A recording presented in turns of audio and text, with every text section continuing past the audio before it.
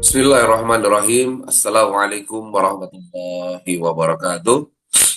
Waalaikumsalam Alham warahmatullahi wabarakatuh. ya baik. Alhamdulillah nahmaduhu wa nasta'inu wa nastaghfir wa na'udzu billahi min sururi anfusina wa min sayyiati a'malina. May yahdihillahu fala mudilla lahu wa may yudlilhu fala hadiyalah. Asyhadu an la ilaha illallah wahdahu la syarika lahu wa asyhadu anna Muhammadan abduhu wa rasuluhu la nabiyya ba'da. Qala Allah Ta'ala fil Qur'anil Karim, a'udzu billahi minasyaitonir rajim. Bismillahirrahmanirrahim. Wa in ta'uddu ni'matallahi la tuhsuha. Sadaqallahul adzim.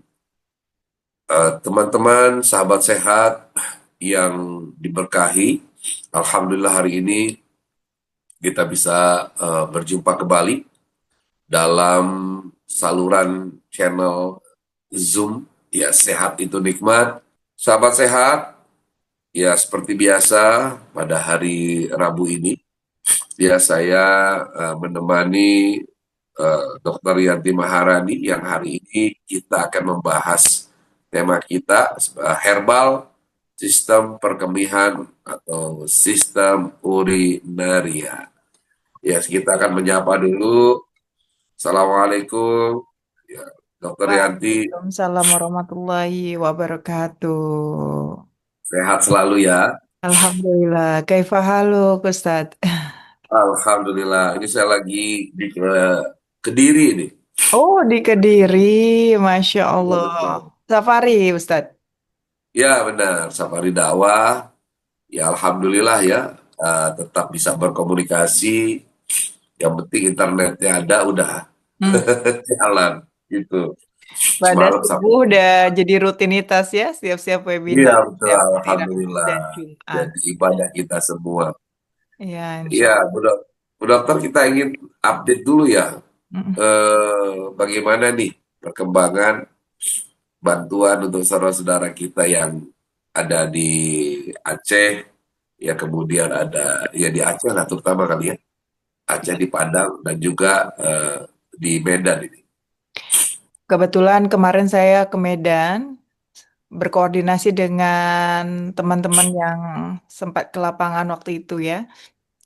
Masya Allah Ustadz di minggu-minggu kedua itu em, Ya, kebutuhan untuk makanan pokok ya, pangan seperti itu hmm, kan yang paling utama. Alhamdulillah sudah tercukupi Ustadz. Itu karena saudara-saudara kita dari di luar Sumatera ikut membantu ya, membantu untuk saling tolong menolong lah, memberikan segala macam apa yang kita miliki sedikit maupun banyak gitu ya, semuanya itu sangat-sangat berarti buat mereka.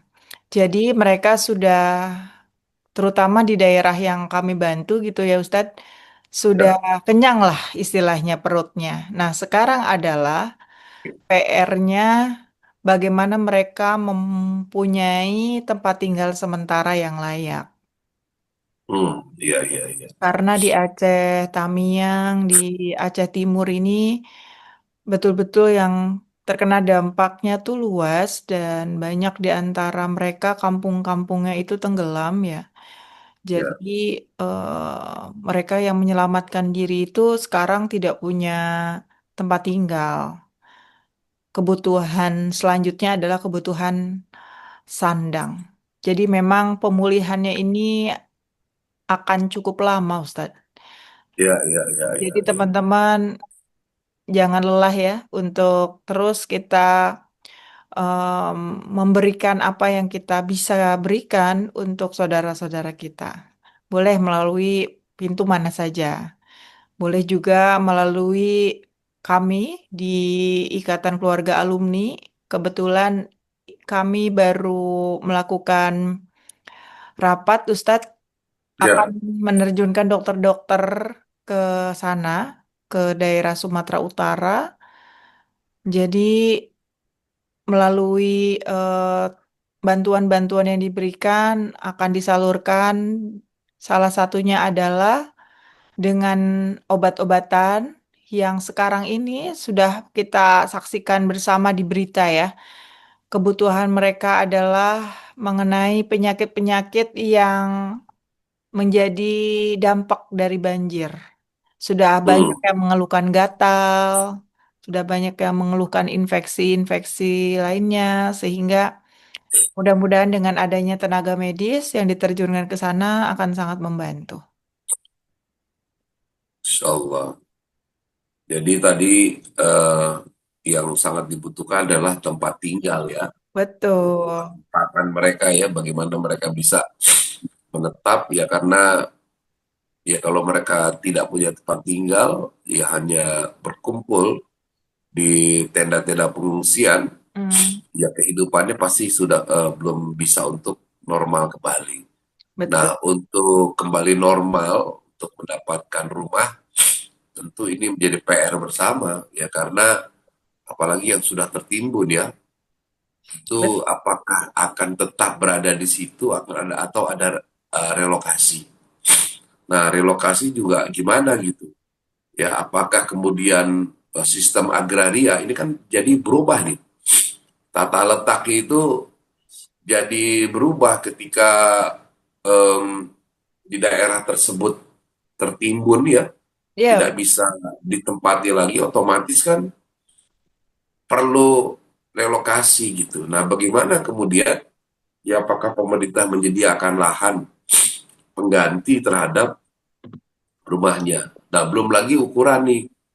Ya nggak, itu kan tadinya mungkin rumahnya ukurannya besar, tanahnya besar, terus mau diganti itu berapa luas. Nah, ini memang hal-hal seperti ini nih yang perlu diperhatikan gitu ya. Jadi ikutan apa-apa permasalahan baik itu dari sisi kesehatan, ya kemudian permasalahan sosial yang ada ya di tengah-tengah mereka. Nah, hal-hal seperti ini yang perlu sama-sama dipikirkan. betul, Ya, kita berikan doa yang kita bisa dan juga bantuan-bantuan yang kita bisa berikan dan kekuatan keimanan karena ujung-ujungnya adalah ketika mungkin orang bilang gitu ya yang tidak terkena ya tidak akan bisa merasakan emang benar gitu. Yang kita yang tidak berada di sana ya tidak bisa merasakan empati yang kita berikan itu tidak sepenuhnya mewakili penderitaan dan perasaan saudara-saudara kita yang berada di sana. betul.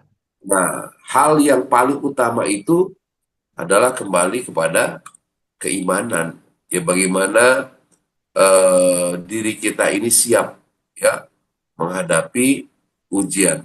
Alladzi khalaqal mauta wal hayata liyabluwakum ayyukum ahsanu amala. Itu jelas tuh Allah katakan gitu ya bahwa hidup dan mati ini adalah ujian dan justru di situ Allah akan melihat mana di antara mereka itu yang memiliki amal kebaikan yang baik ya amal yang baik gitu. Jadi ya kita mengelus dada gitu ya sementara perjuangan ini buat saudara-saudara kita untuk pulih untuk kembali tidak mudah tapi ya Bu Dokter ya memang manusia ini kan diberikan kemampuan oleh Allah itu untuk beradaptasi ini yang tidak dimiliki oleh ataupun ya sedikit oleh hewan-hewan ataupun oleh makhluk yang lain sehingga kenapa manusia ini di muka bumi ini mampu bertahan karena kemampuan untuk beradaptasi. Nah, mudah-mudahan saja hal ini yang memberikan semangat kepada saudara-saudara kita di sana untuk beradaptasi terhadap apa yang baru gitu. Dulu kan kita ada PPKM gitu juga kan Iya, yang dulu kita perlu beradaptasi nggak pernah dulu kita apa sih ini gitu. Kok harus dibatasi ya. Nah, proses bedanya adalah kalau yang kemarin itu terjadi massal, kalau ini ya terjadinya ya hanya pada teman-teman kita makanya ya kekuatan mental ya dukungan inilah yang perlu terus kita berikan gitu. Masya Allah. Jadi next ke depannya lebih konsen di mana ini kalau kesehatan kalau mungkin dari teman-teman dari kedokteran tetap ya fokusnya pada kesehatan ya. iya, memberikan Ternyata. pelayanan kesehatan, Ustadz. Rencananya Iya. juga akan ada apa dibuatkan IGD darurat lah untuk Hmm. memberikan pelayanan bagi saudara-saudara kita yang pada saat itu membutuhkan pertolongan darurat ya. IGD mini lah seperti itu. Mungkin ruangan kelas disulap jadi IGD gitu. Ya, iya. Ya semuanya jadi serba darurat, tapi Masya Iya, Allah, betul. itulah Mohon dia. doanya lah dari saudara-saudara semua ya. Mohon doanya semoga tim relawan diberikan kesehatan, diberikan kelancaran, Amin, diberikan amin. kemudahan.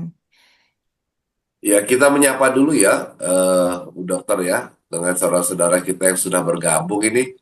Mhm. Ya, sudah ada berapa ini jumlahnya ya? Sudah ada ya lumayan ya. Jadi kita tetap ingin mengajak yang lain, Bapak Ibu sekalian. Ya, silahkan untuk nge-share. Dan jangan lupa ya, ini namanya di belakangnya bisa di rename gitu ya. Asalnya dari mana?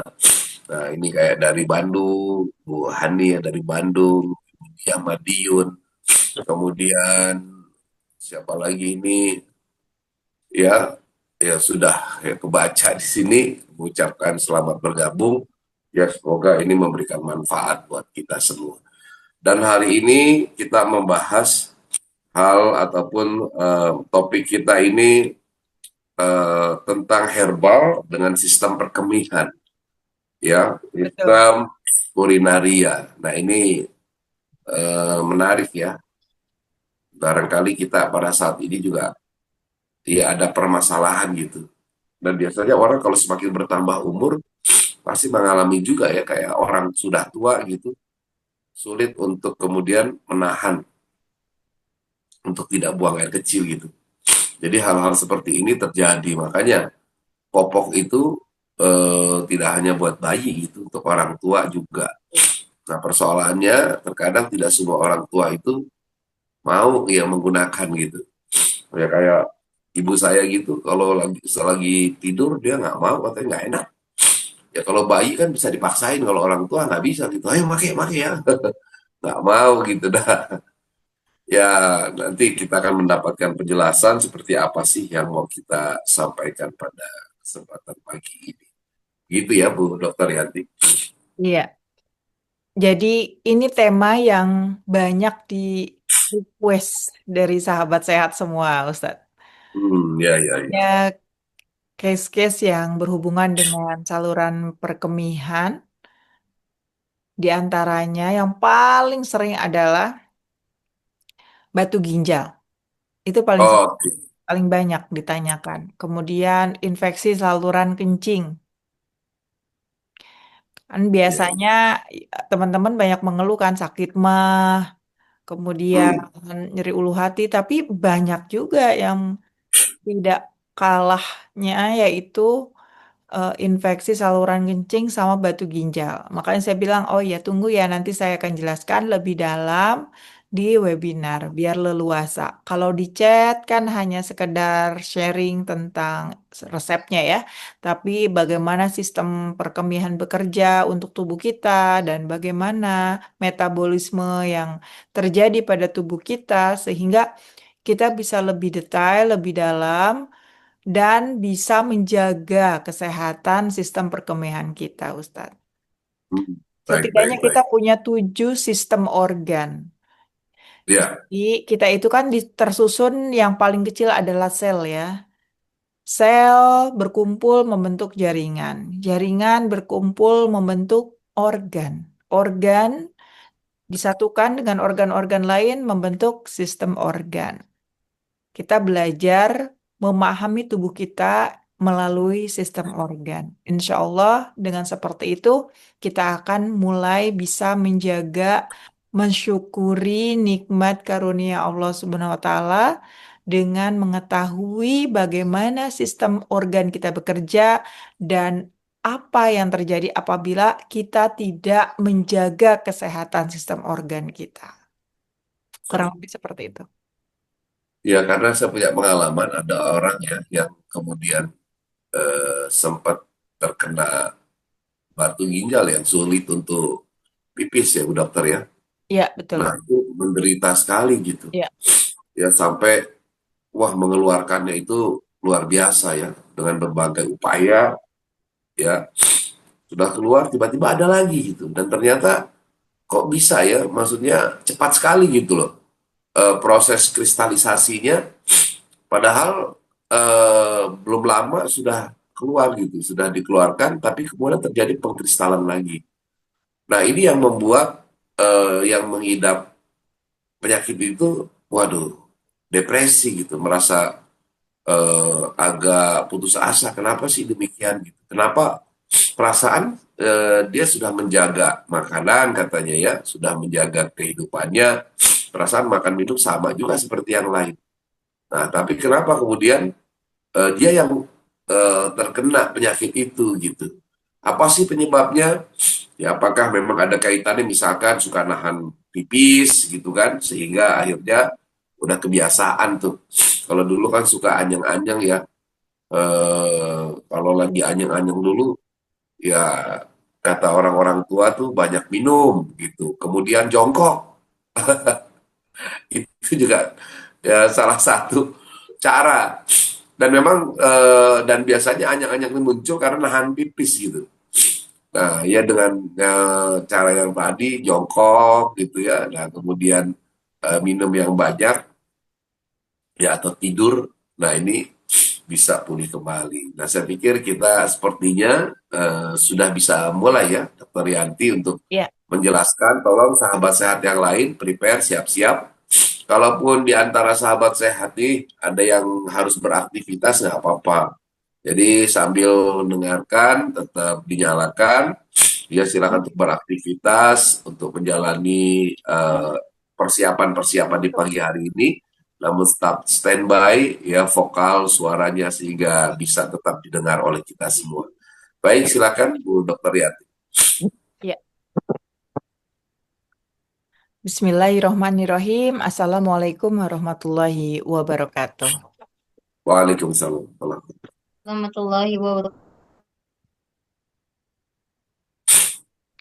Bapak Ibu, besar harapan saya Bapak Ibu dalam keadaan sehat, bugar, dan pada pagi hari ini saya sajikan spesial untuk kita belajar sama-sama tentang organ perkemihan kita ya Bapak Ibu ya.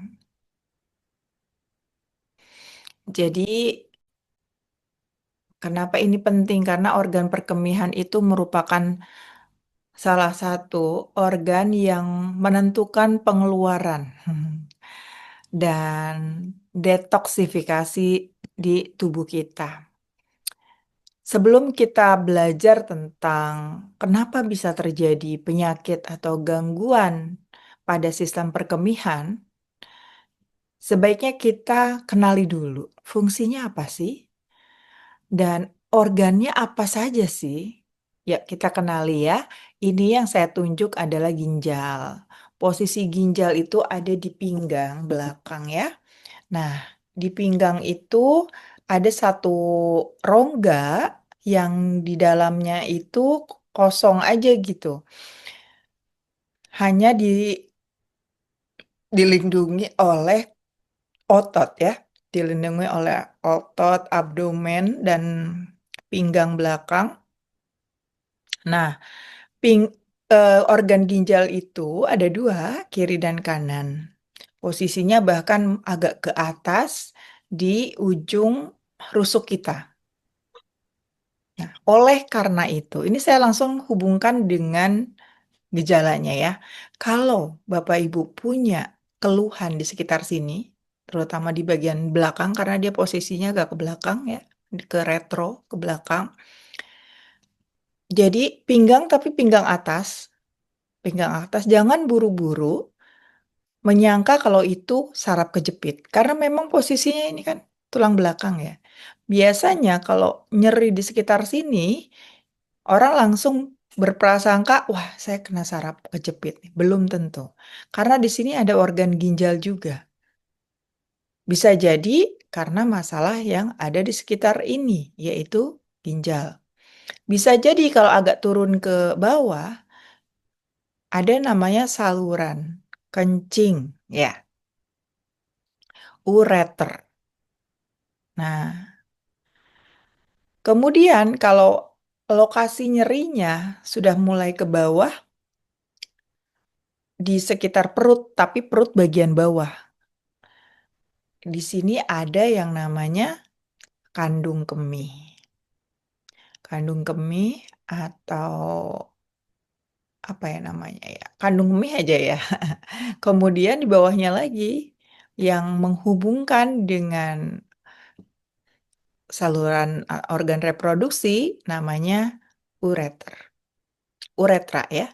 Jadi ureter kemudian jadi uretra. Nah, itulah yang harus kita kenali masing-masing fungsinya, masing-masing organnya. Makanya disebut sistem organ perkemihan. Karena terdiri dari berbagai macam organ. Waktu saya sekolah kedokteran, saya pelajari masing-masing nih. Ginjal kanan, ginjal kiri, saluran ureter, uretra, kandung kemih.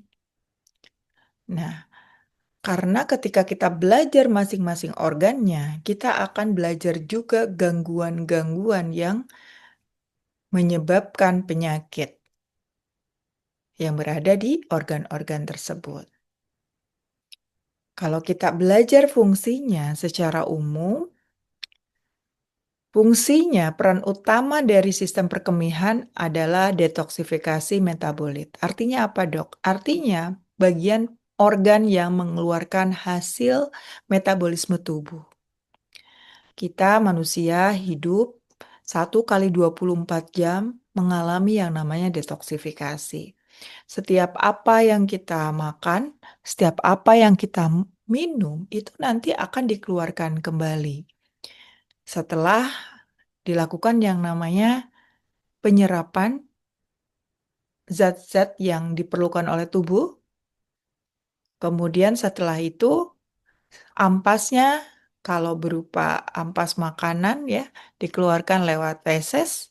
Kalau ada sisa-sisa sampah metabolisme seperti urea, seperti racun-racun yang tidak tersaring di organ pencernaan itu masuknya ke organ perkemihan. Jadi betul kalau organ sistem perkemihan ini merupakan bagian penting untuk proses detox. Selain itu, yang mungkin banyak yang tidak paham bahwa organ perkemihan ini untuk mengatur cairan dan elektrolit tubuh kita, ya. Selain itu juga untuk mengatur keseimbangan asam dan basa, sehingga tubuh ini dalam keadaan yang homeostasis atau dalam keseimbangan. Kita punya pusat regulasi tubuh yang luar biasa. Otomatis gitu, kalau tubuh kita terlalu asam akan dinaikkan kadar basanya sehingga akan seimbang kembali. Kalau misalkan tubuh kita itu kekurangan natrium, misal kekurangan kalium gitu, akan mengeluarkan gejala-gejala yang mengidentifikasikan bahwa kita kekurangan elektrolit. Kalau tubuh kita kekurangan magnesium, itu juga akan memberikan sinyal bahwa tubuh kita kekurangan magnesium. Nah, tugas kita adalah mengenali setiap sinyal-sinyal itu. Makanya kenapa harus belajar.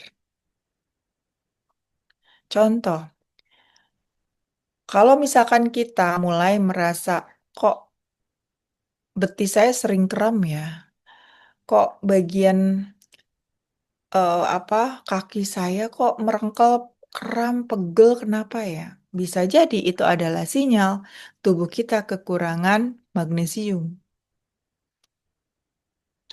Ya. Kemudian, aduh, kok saya lemes banget ya rasanya, kok kayak kayak orang lagi puasa gitu. Kenapa? Jangan-jangan kekurangan natrium. Itulah ya, kenapa saya singgung natrium, magnesium karena itu bagian dari mineral ya, kebutuhan elektrolit tubuh. Tubuh kita ini tidak hanya membutuhkan asupan makro seperti lemak, karbohidrat, protein itu adalah makronutrien, tetapi tubuh kita juga membutuhkan mikronutrien dan mineral di dalam tubuh kita ya untuk metabolisme. Jadi Bapak Ibu harus paham mengenai kebutuhan tubuh.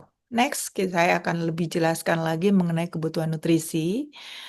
Sangat luas cakupannya dan gejala-gejalanya juga banyak yang mengidentifikasikan tubuh kita kekurangan elektrolit, tubuh kita kekurangan vitamin, tubuh kita kekurangan nutrisi. Bahkan penelitian terkini menghubungkan kejadian satu penyakit dikarenakan defisiensi vitamin atau elektrolit tertentu. Sampai seperti itu, Bapak Ibu. Magnesium dihubungkan dengan penyakit hipertensi dan banyak hal yang lainnya. Insya Allah ya, next kita bahas lebih detail. Karena saya merasa pengetahuan tentang sistem organ dan gangguan sistem organ ini belum tersampaikan semua, makanya saya jelaskan dulu hal-hal yang sifatnya global dulu, nanti baru ke sana-sananya mendetail. Makanya saya senang kalau melihat Bapak Ibu yang konsisten istiqomah mengikuti webinar ini dari episode pertama sampai episode sekarang. Saya mau tanya nih, dan pertanyaan ini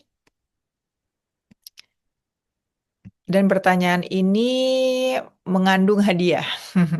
Jadi yang bisa menjawab akan mendapatkan giveaway dari Stetes Stevia. Yang belum dapat Stetes, boleh ya langsung gercep jawab pertanyaan saya. Webinar gangguan sistem perkemihan merupakan episode Sehat Itu Nikmat yang keberapa? Untuk yang mengikuti dari awal sampai akhir, Pak, Kesembilan, Bu Dokter. siapa itu? Wah, Siapa? langsung Bu aja yang jawab Husnul. itu. Bu Husnul, Random Masya. ke-9, dokter ke-9. Bu Husnul dapat ya. Wah, boleh Bu Husnul chat Kakak Yasmin ya. Kakak Jasmine mana hadir? Kakak Jasmine, silakan atau di grup cari admin namanya apa DRH atau ke saya boleh. Iya, terima Wah, kasih Bu Dokter. Sama-sama tidak Bu pakai Husnul. sendiri ya. Senang sekali ya pagi-pagi udah kasih hadiah Berapa? nih. Alhamdulillah, barokah pagi hari. Kasih link status boleh, saya kasih link status deh. Nih linknya. Saya baru set tadi ini pakai ini nih. Teh panas satu satu tetes aja udah Udah manisnya manis terasa. ya, Ustad. Oh, Iya, jangan nekat ya netesnya sebanyak-banyaknya. Itu satu aja udah jangan satu aja secangkir udah. itu udah manis. Saya Insya itu Allah. Ustad, kalau misalkan minum minuman yang manis yang pakai gula ya Ustadz. Sehari Iya. 2 hari aja itu berat badan langsung nambah banyak banget. Gula tuh Hmm. luar biasa ya. Kita kan sebetulnya gula itu bisa didapatkan dari karbohidrat kan. Dari nasi. Iya. Kita kan mengkonsumsi nasi. Itu aja udah banyak gitu loh kandungan gulanya. Apalagi kalau kita tambah dengan gula pasir. Ya Allah, pantesan berat badan tuh cepet naik, Ustadz. 1 kilo 2 kilo mah. Kalau saya los gitu ya, kalau misalkan pengen minum kopi gitu, kopi susu pakai gula, kalau kita beli di luar kan udah ada yang pakai gula aren gitu kan. Kayaknya tergoda gitu untuk sesekali minum gitu. Tapi beneran Ustadz, itu tuh efeknya naik berat badannya cepet banget. 1 sampai 2 kilo itu nggak kerasa. Tapi kalau udah balik lagi pakai gula stevia atau pemanis stevia ya karena bukan gula. Iya. Pemanis stevia, alhamdulillah cepet juga turunnya. Hmm. Gitu. Ini contohnya ya. Nah, Ya Allah. ya seperti itu kurang lebih linknya ya sudah saya Ana dokter sering minum minuman dan berat badan langsung naik dokter. Iya makannya. Ya kan? Terima kasih ya Ibu, tadi aku udah dapat luar biasa. Ternyata langsung menjawab spontan itu. Spontan ya langsung ya. Oke. Tuh. Baik, ya semangat Alhamdulillah. yang lain ya, nanti ada kesempatan lagi nih. Ah, saya Dapat suka nih. tiba-tiba soalnya kepikiran ya. Silakan dilanjut, dokter. Lanjut ya. Kemudian, sistem perkemihan ini tidak hanya masalah gangguan batu ginjal, infeksi saluran kencing, nggak hanya itu Bapak Ibu. Masalah tekanan darah. Ya, karena memang mengatur tekanan darah ginjal ini. Makanya kalau misalkan ada masalah, misal gagal ginjal, biasanya orang itu juga terkena hipertensi gitu.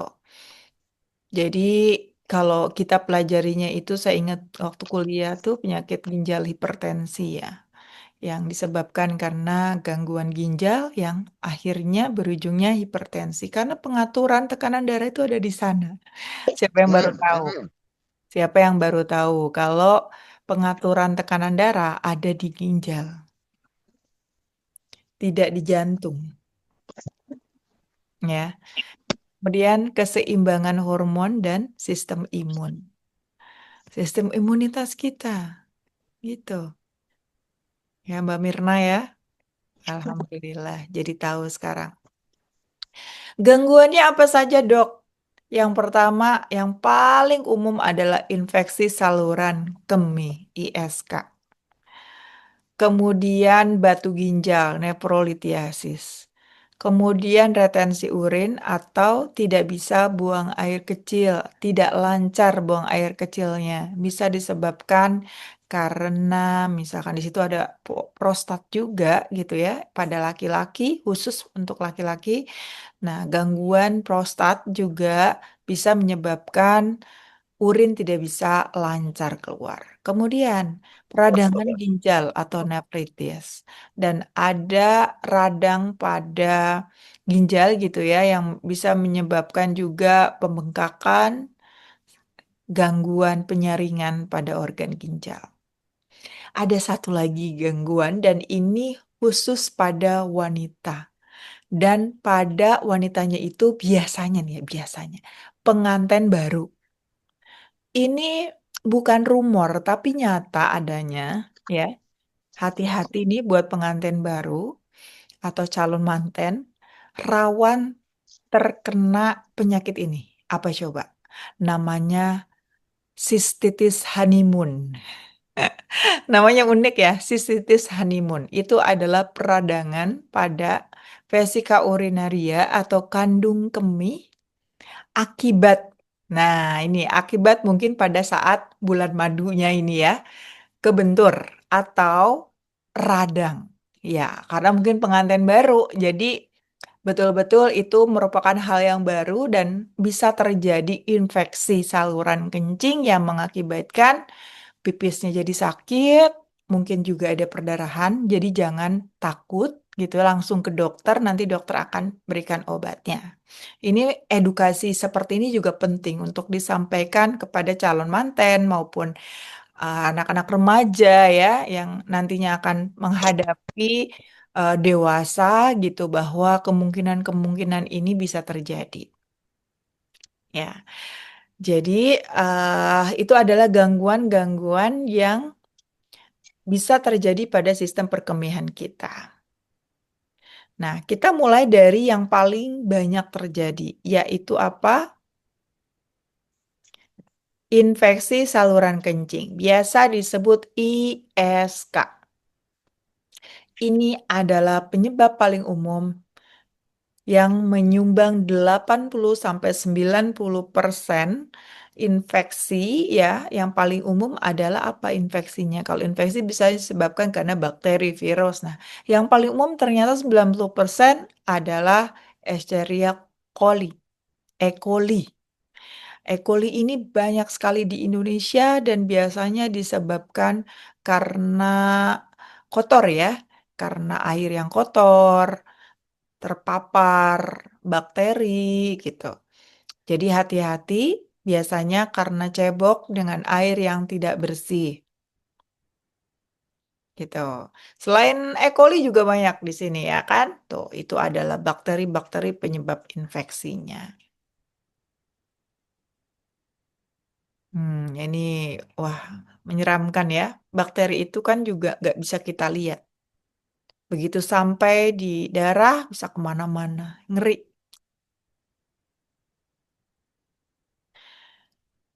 Tapi, Bapak Ibu, kita bisa melihat dari gejala ya. Kalau kita nggak bisa ngelihat bakterinya yang hanya bisa dilihat di laboratorium. Jadi kalau ada keluhan, air pipisnya keruh, perih saat buang air kecil, sering buang air kecil tapi nggak tuntas, atau bahasa Jawanya anyang-anyangan. Kemudian ada juga disertai nyeri perut bawah, bahkan ada yang mengalami demam sampai mual, dan urinnya bau menyengat, pekat. Hati-hati, itu tanda infeksi saluran kencing. Untuk mengetahui apakah terkena bakteri atau virus ya, kita bisa mengetesnya di laboratorium. Apa yang dites? Yaitu air kencing kita bisa dites urin lengkap maupun urin rutin namanya. Kalau Bapak Ibu pergi ke UGD maupun pergi ke poliklinik, Bapak Ibu bisa sampaikan keluhannya. Biasanya dokter akan merekomendasikan untuk pemeriksaan lanjutan, periksa air pipisnya. Ya, jadi nggak usah dihafal pemeriksaannya apa, tinggal pergi ke dokter, dokter akan menuliskan lab yang harus diperiksakan ya. Untuk rekomendasi labnya dokter yang akan menuliskan gitu. Nah, ini yang penting untuk diketahui. Siapa saja sih yang memiliki faktor resiko infeksi saluran kencing ya? Izin disambit minum juga ya.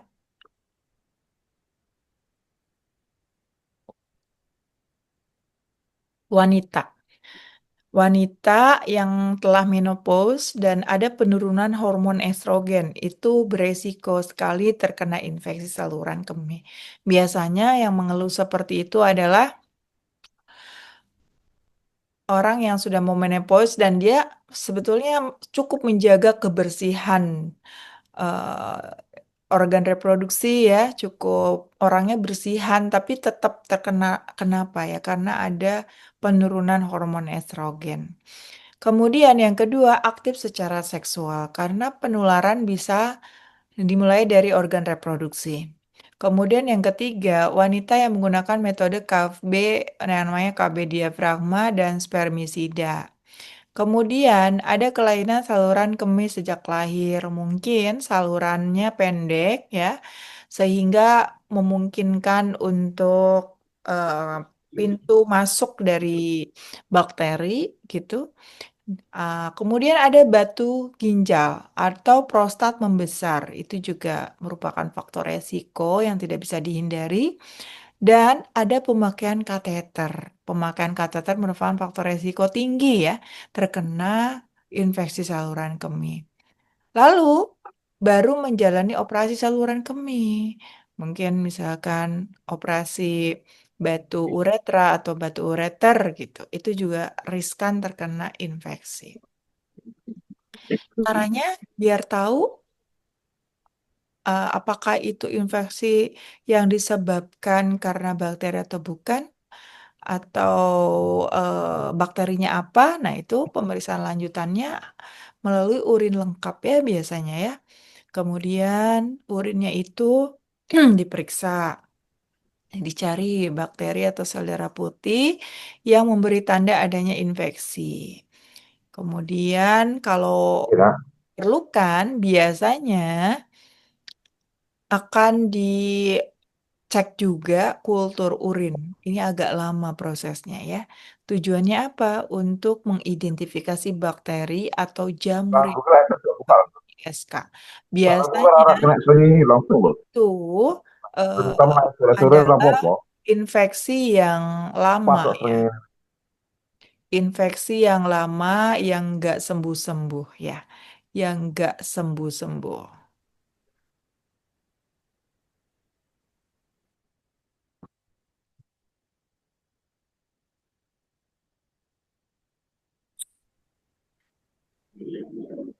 Ah, Sebelum ke sini,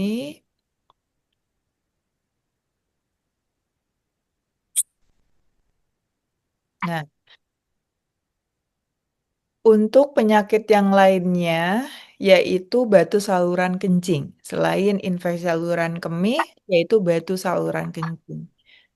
Batu saluran kencing itu bisa dimulai dari organ ginjal, jadi disebutnya batu ginjal, atau saluran ureter, atau urolithiasis ya. Uretra juga bisa, bahkan di kandung kemihnya juga bisa. Nah, kenapa bisa terkena batu ginjal? Ada sisa metabolisme yaitu kalsium oksalat, sisa dari asam urat ya. Kami saja Makanya bulan ini pertama sangat aku berhubungan sudah dengan berhenti dengan tren kami. sebentar, berhubungan dengan penyakit asam urat. Jadi biasanya yang punya penyakit asam urat juga mengalami batu ginjal karena sisa-sisa metabolisme asam urat ini ya nantinya akan menumpuk jadi batu di saluran kemih. Nah, jadi batu seperti ini, kalau sudah seperti ini kan mengganggu aliran air kencing yang harusnya lancar menjadi terhambat. Sehingga timbullah keluhan-keluhan. Dimulai dari peradangan, dimulai dari rasa nyeri akibat dari peradangan yang terjadi.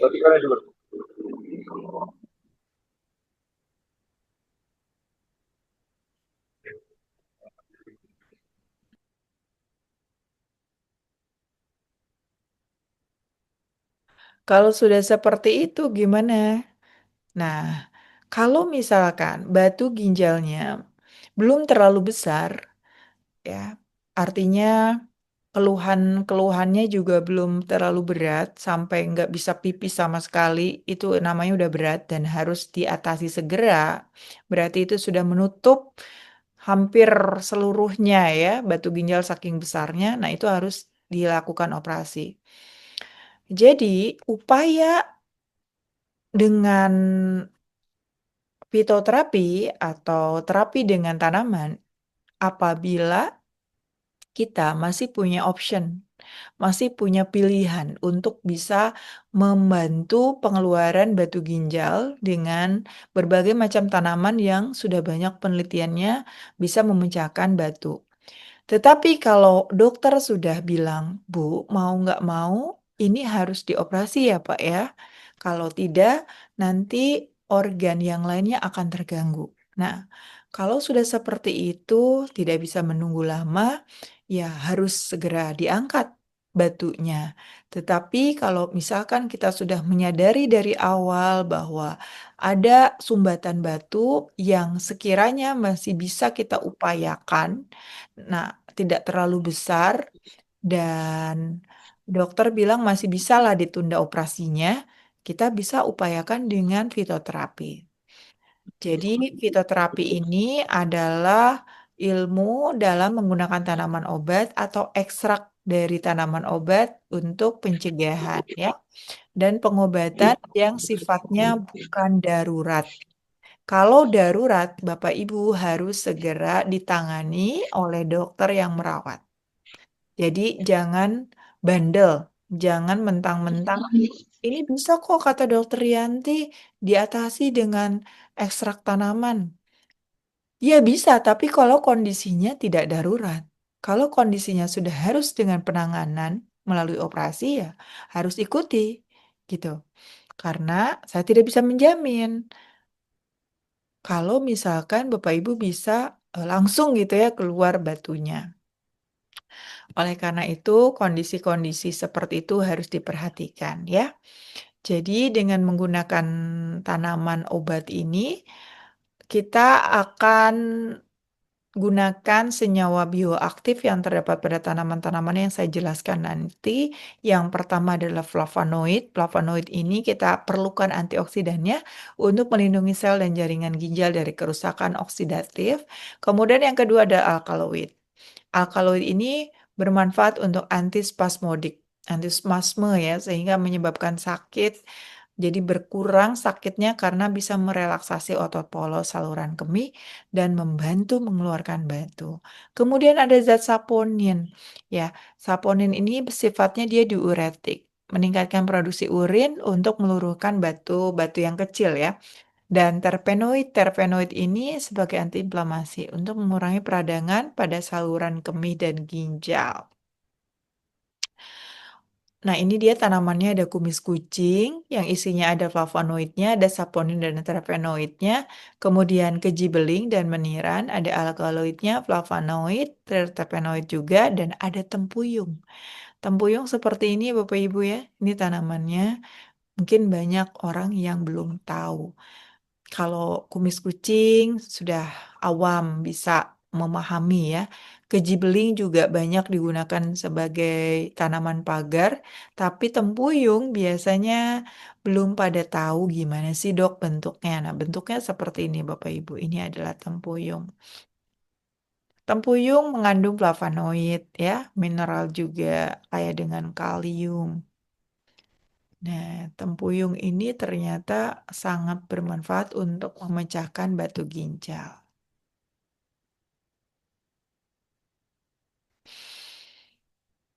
Jadi batu ginjal saluran kencing ini bisa terbentuk tanpa gejala selama bertahun-tahun. Nggak ngeh, makanya orang tahu-taunya udah besar aja batunya. Kemudian, nah ini nih, orang yang jarang berkeringat lebih beresiko mengalami batu ginjal. Kenapa coba? Karena sisa-sisa metabolitnya itu tidak dikeluarkan lewat keringat. Jadi berkeringat itu ternyata sehat ya. Asal jangan bau aja. Asal jangan bau keringat. Ya, betul itu. Jadi malah sehat, nggak ada masalah ya berkeringat itu. Iya, iya.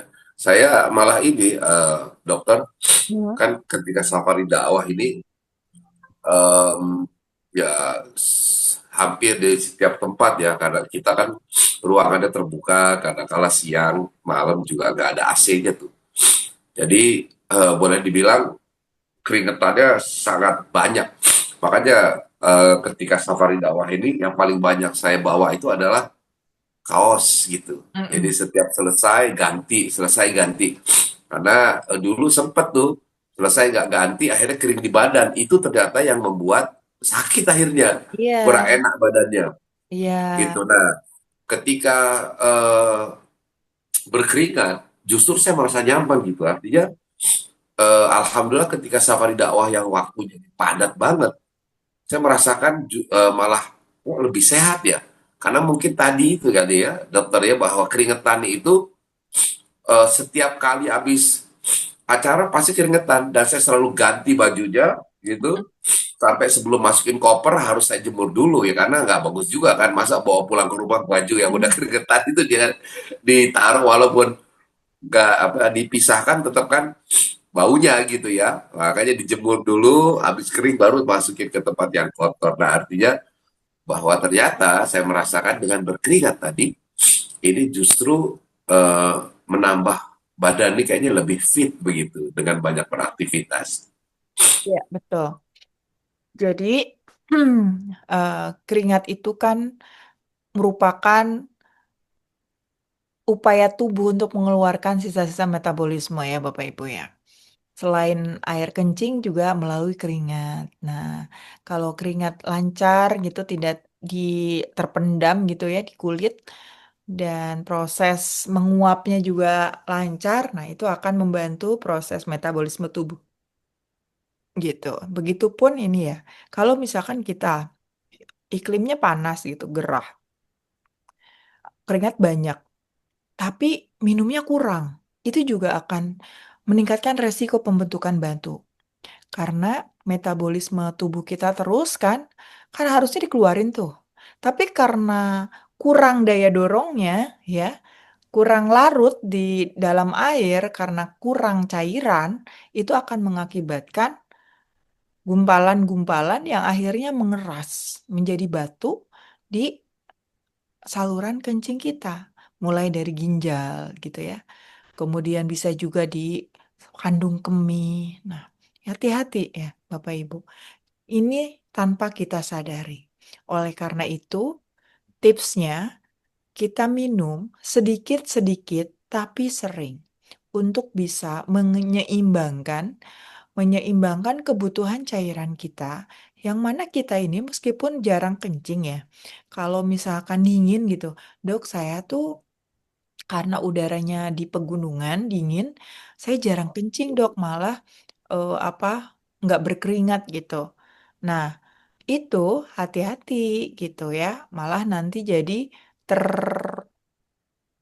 ter apa ya, eh, tertimbun gitu loh ininya tuh di ginjal gitu ya, sampah-sampah metabolis nggak dikeluarin, itu bahaya. Jadi jarang minum dok gitu, karena saya ngerasa nggak haus dan kencing juga nggak terlalu banyak gitu.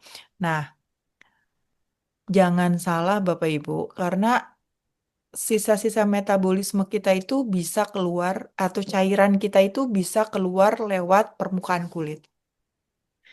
Jadi kalau ada tanda-tanda kulit Bapak Ibu kering, itu artinya gejala dehidrasi ringan yang menyebabkan Bapak Ibu kekurangan cairan. Itu merupakan sinyal tubuh, berarti harus minum lebih sering, seperti itu ya. Nah, ini adalah ramuan jamu yang sudah diteliti bisa membantu untuk meluruhkan batu ginjal atau batu di saluran kencing, tidak hanya di ginjal ya.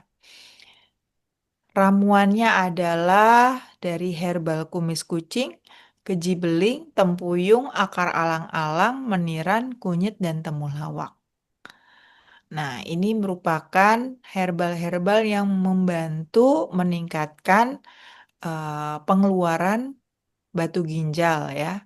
Salah satunya membantu meningkatkan volume urin agar mendorong, ada daya dorong si batu ginjal maupun batu saluran kencing yang lain gitu ya, seperti di vesika urinaria atau kandung kemih, ureter dan uretra.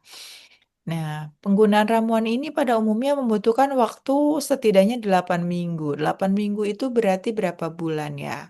2 bulan Bapak Ibu, jadi nggak ada efek yang instan ya untuk mendapatkan efek perbaikan. Jadi kalau misalkan Bapak Ibu mau mengkonsumsi ramuan jamu ini untuk ikhtiar meluruhkan batu ginjal ya siapkan selama 8 minggu. Dan yang digunakan adalah simplisianya ya, karena ini menggunakan gram-graman. Biasanya kalau menggunakan gram-graman itu menggunakan simplisia. Dan ini sudah dibuktikan uji klinis untuk pasien-pasien yang mengalami batu di saluran kemih. Sehingga Bapak Ibu untuk memudahkan dalam penyiapannya, memudahkan untuk menyiapkan ramuan ini bisa dikemas dalam kantong plastik. Dalam kantung plastik setiap 1 hari, 1 pemakaian, 1 kali merebus. Ya, jadi gimana cara ngerebusnya? Ambil 800 ml, 4 gelas air dalam panci, masukkan dan panaskan. Lalu baru tuh masukkan 1 kemasan bungkus tadi ya. Nah, setelah itu tunggu 15 menit dengan api kecil. Lalu dibagi 2 tuh. Dibagi 2 untuk diminum pagi 1 gelas, siang 1 gelas. Gitu. Nah, selain ramuan jamu juga tetap ya, Bapak Ibu harus lakukan cerdik. Cerdik itu apa? C. Cek kesehatan secara teratur. E. Enyahkan asap rokok. R. Rajin olahraga. D. Diet sehat dan kalori seimbang. I. Istirahat yang cukup. Dan K. Kelola stres dengan baik. Gitu. Masya Allah. Nah, ini ya penjelasannya, Bapak Ibu.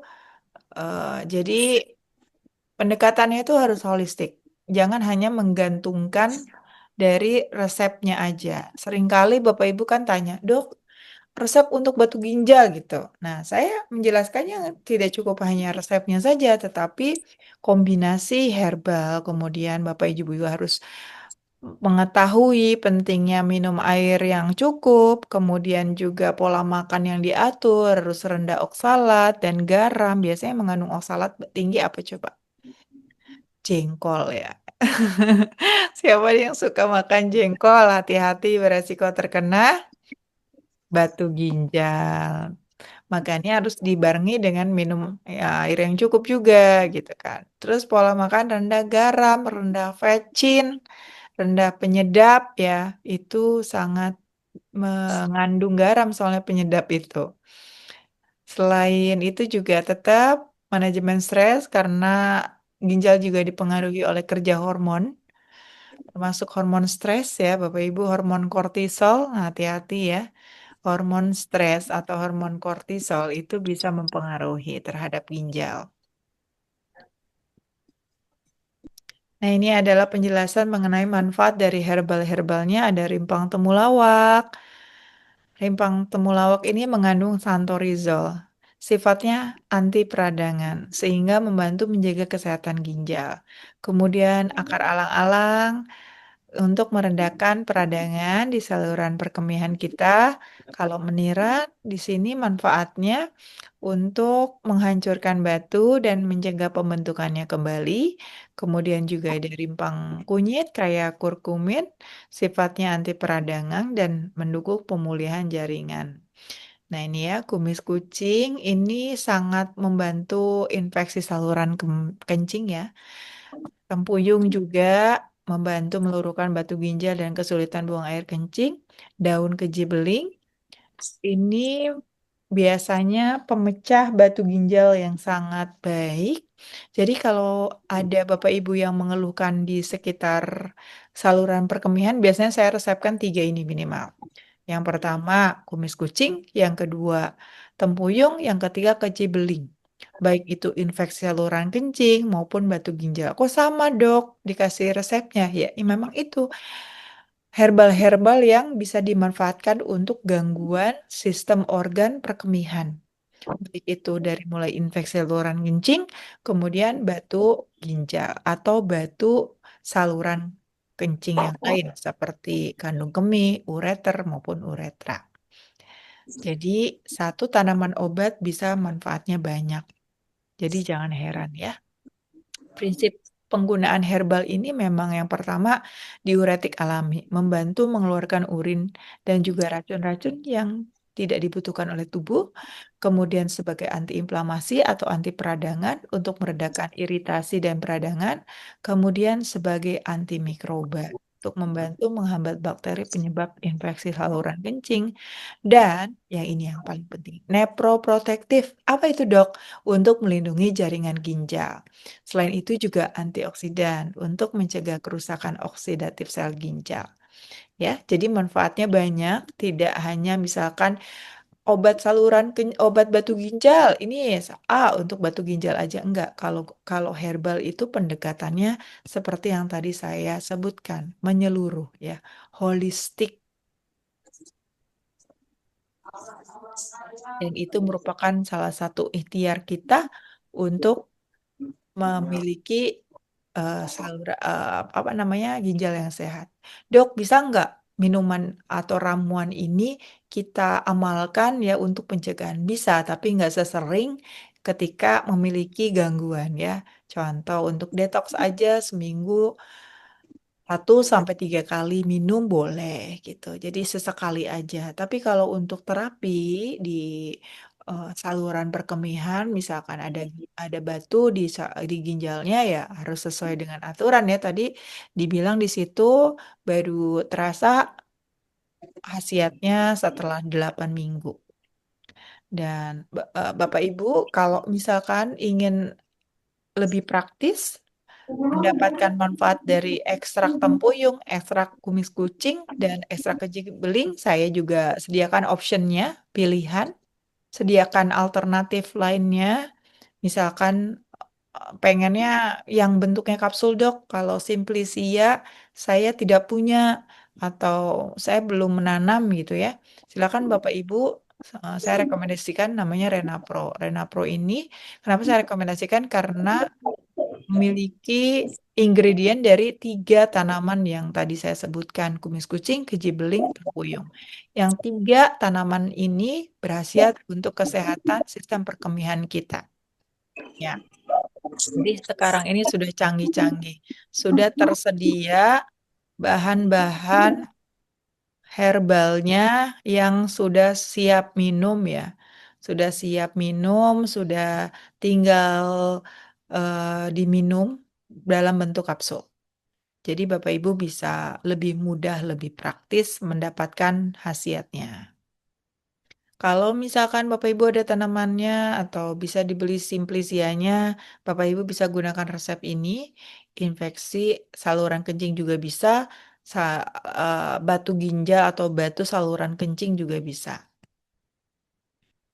Ya, itu dari saya mengenai materinya. Kita bisa lanjutkan melalui Q&A atau tanya jawab ya.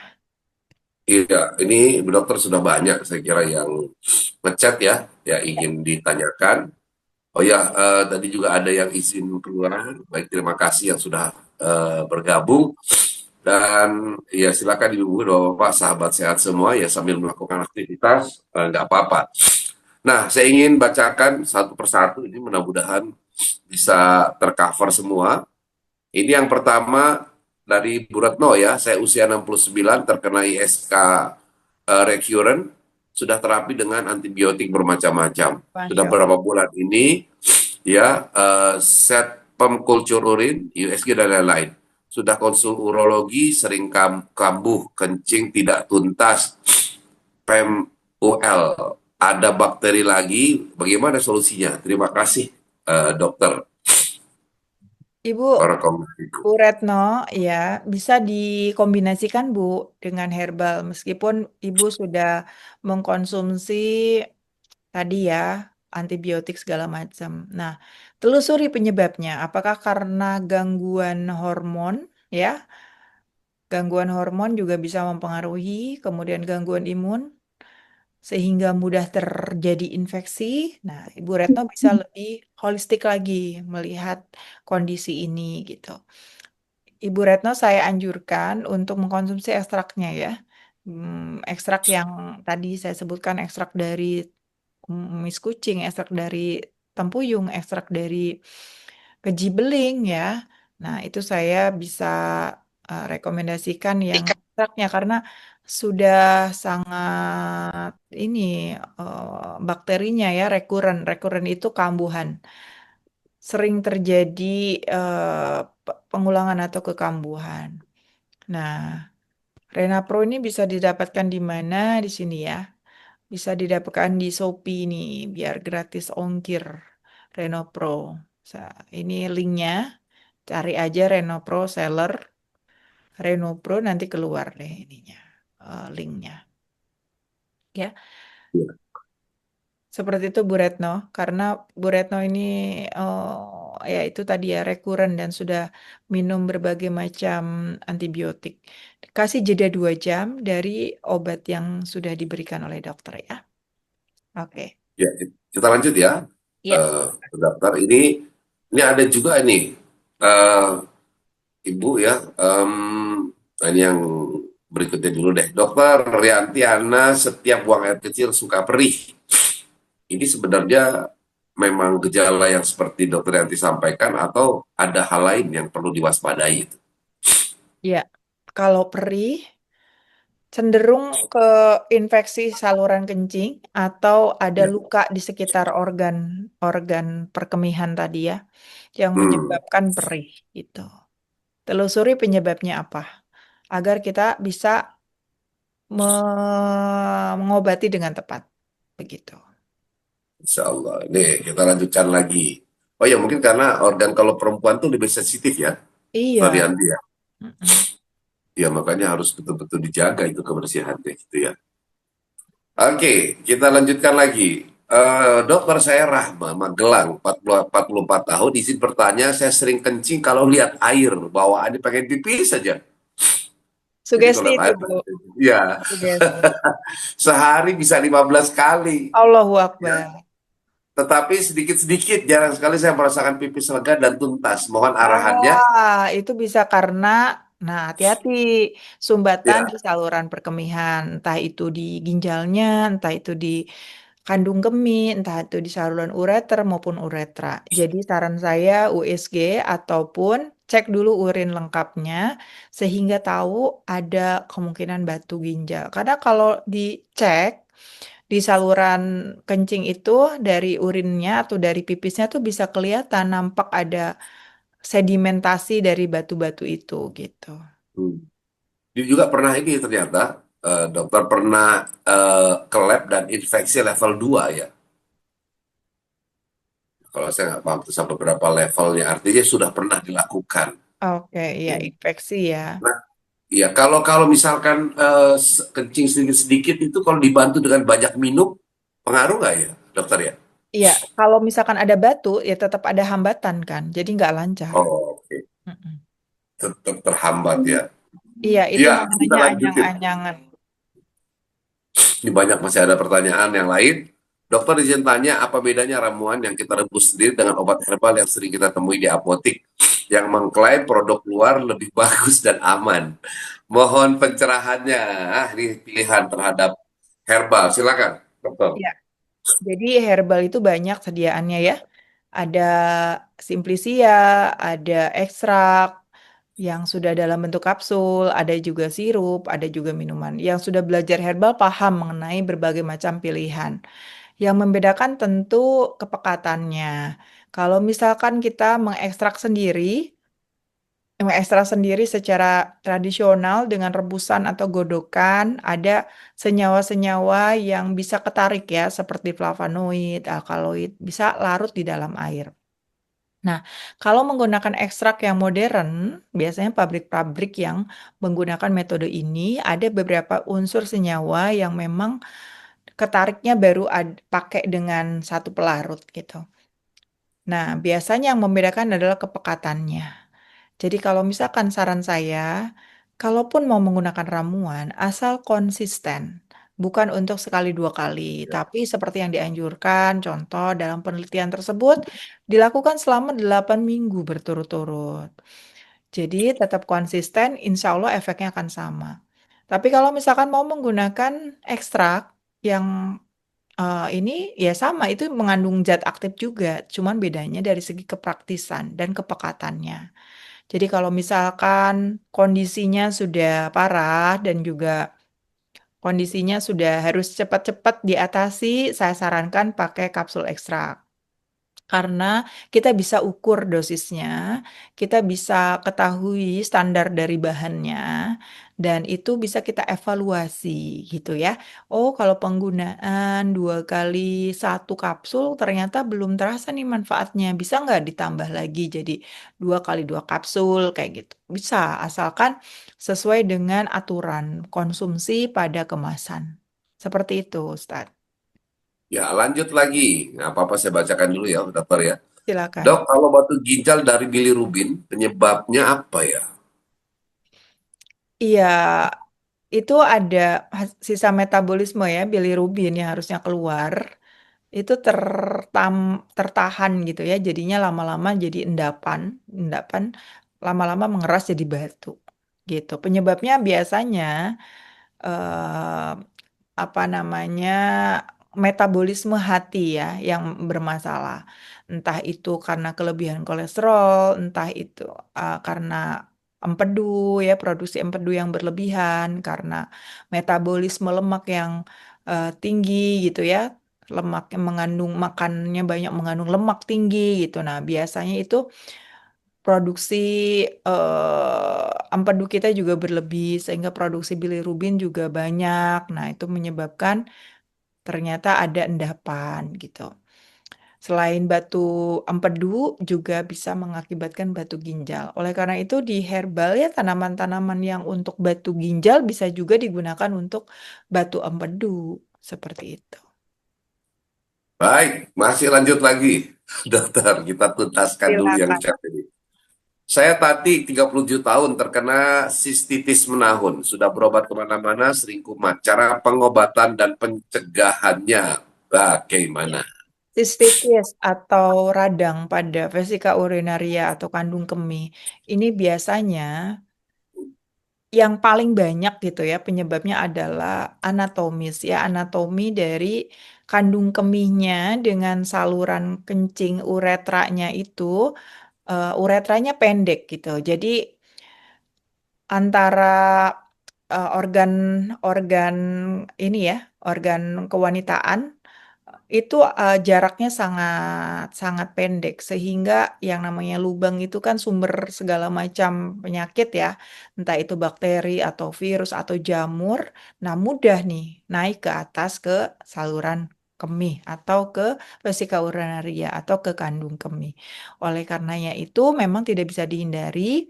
Yang jelas kita meningkatkan imunitas kita agar tubuh bisa lebih oke untuk melawan infeksi bakteri maupun jamur gitu. Pertama, tingkatkan imunitas. Yang kedua, atasi segala macam hal yang membuat kita stres. Yang ketiga, hindari terlalu kecapean gitu ya. Jadi nggak cuma hanya sekedar minum ramuan atau minum ekstrak untuk mengatasi masalah itu saja. Nah, gimana caranya? Salah satunya minum ramuan, herbal, atasi segala macam bentuk untuk menurunkan imunitas kita, dan bisa juga kita nggak rutin sih sifatnya hanya sesekali ya. Kalau misalkan ada keputihan, nah itu harus segera diatasi. Cara mengatasi pertolongan pertama lah ya untuk keputihan itu diantaranya rebus daun sirih, kemudian ketika hangat-hangat kuku bisa digunakan untuk cebok. Itu sesekali aja, jangan digunakan setiap hari ya. Dan sebetulnya tidak bagus juga menggunakan sabun untuk pembersih vagina ya, untuk membersihkan atau menjaga agar tidak keputihan itu tidak bagus karena mengganggu keseimbangan pH di dalam organ reproduksi. Khawatirnya itu yang menyebabkan rentan terkena infeksi sampai ke saluran kencing ya. Jadi banyaklah hal-hal yang harus diwaspadai. Baik, kita lanjutkan lagi. Dok, kalau misal resep tadi tidak lengkap, semisal tidak pakai akar alang-alang, apakah masih efektif untuk pengobatannya? Masih nggak apa-apa, masih. Jadi jangan Hmm, khawatir ya, sama-sama bisa saling bersinergis untuk memberikan manfaat gitu. iya. Atau minimal komponennya berapa itu? Kan tadi ada 3 yang Ada nggak ikut? disebutkan. Nah, untuk efektif atau ada minimalnya, dokter? Ya, Ini campur. minimal ada tempuyung, keji beling, sama satunya lagi tadi kumis kucing ya. Minimal 3 itu deh. Oh, itu yang harus dijaga ya. Iya, Baik, ini kalau kalau buang air panas sama sakit itu atau panas ini merupakan gejala sebelum sakit. iya, itu tanda infeksi saluran kencing sebetulnya Ustadz. Hmm, ya. Lanjut lagi, ini untuk orang tua ya kalau penyakit prostat apakah lansia boleh dioperasi, dokter? Prostat lansia boleh tergantung kondisi. Kalau dokter membolehkan, dokter bedah ya terutama, ya gas aja. Kalau misalkan, Bu, Pak, Bu, Pak, saya nggak bisa mau operasi karena kondisi Bapak begini, begini, begini, ya nggak bisa. Tapi kalau misalkan dokter masih sanggup untuk mengoperasi, ya operasi saja. Karena harus diatasi ya sumbernya gitu. Kalau prostat itu, ya namanya pembengkakan ya, kalau misalkan itu kan gangguan anatomi ya. Dan susah untuk kalau sudah besar menghambat jalannya air kencing itu susah untuk tiba-tiba mengecil itu susah. Kecuali kalau kita mulai dari awal, gejala awal, nah gimana caranya biar prostat tidak membesar itu baru bisa. Tapi kalau sudah besarnya mau menutupi hampir sebagian saluran kencing, menutupi air kencing untuk keluar, nah itu harus segera diatasi. Karena biasanya sudah perlu alat bantu seperti kateter, itu kan sangat repot ya. Baik, kita lanjutkan lagi. Assalamualaikum. Dokter, saya usia 41. Kalau minum cepat pipis, setengah jam minum langsung pipis. Jadi seperti tidak ada yang menampung pipis. Nah, Nah, itu berapa lama? ada tipsnya. Jadi minumnya jangan digelontor. Minumnya sedikit-sedikit, jangan langsung glek glek glek glek. Itulah yang menyebabkan seperti tidak ditahan, seperti tidak diserap. Minumnya sedikit-sedikit tapi sering. Ini ada lanjutannya nih dokter. Ya, beliau bilang hasil USG bulan lalu itu ada sistitis dan aneksitis. Hmm. Nah, kemudian Renapro ini terkait dengan pengobatan ya. Renapro ini aman nggak ya untuk masalah yang dihadapi? Autoimmune, hipertiroid, tumor tiroid, dan oh ini lain lagi berarti ya. Yang Kalau tadi dokter aman-aman, karena ada izin BPOM-nya. Kalau nggak ada izin BPOM-nya, saya nggak akan berani merekomendasikan.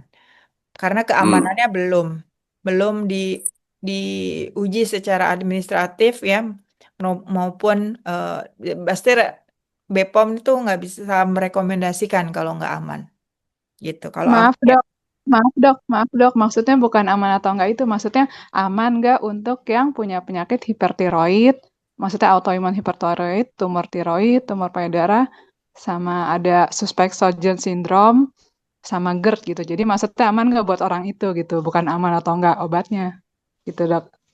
Maaf dok. karena kondisi-kondisi tersebut sebetulnya belum ada penelitian untuk ke sana ya, untuk penggunaan ini keamanannya untuk case-case yang tadi disebutkan belum ada.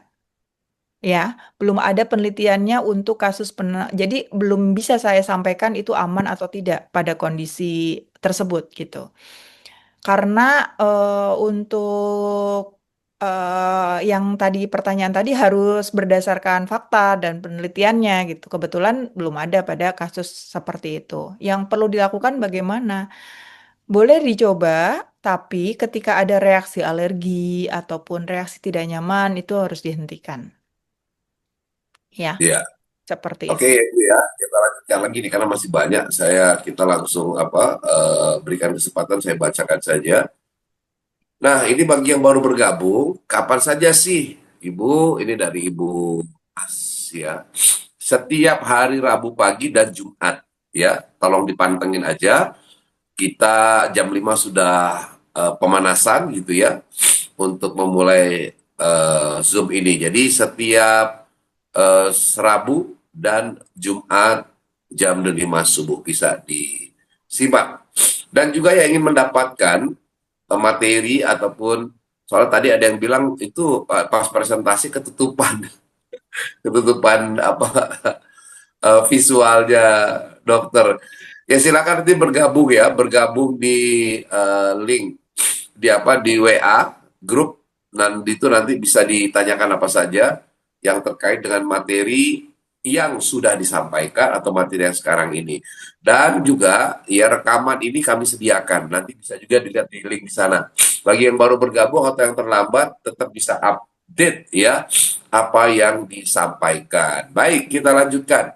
Apakah betul air kelapa hijau bisa mengobati ISK, termasuk juga ini ada daun seledri, bagus untuk ginjal. Nah, bagaimana, Ya. dokter? Dokter? Jadi kelapa hijau ini kan biasanya sifatnya diuretik ya. Nah, diuretik juga tadi kita butuhkan ya untuk membantu mengeluarkan sisa-sisa metabolisme di dalam saluran ginjal kita. Jadi silakan bisa digunakan juga.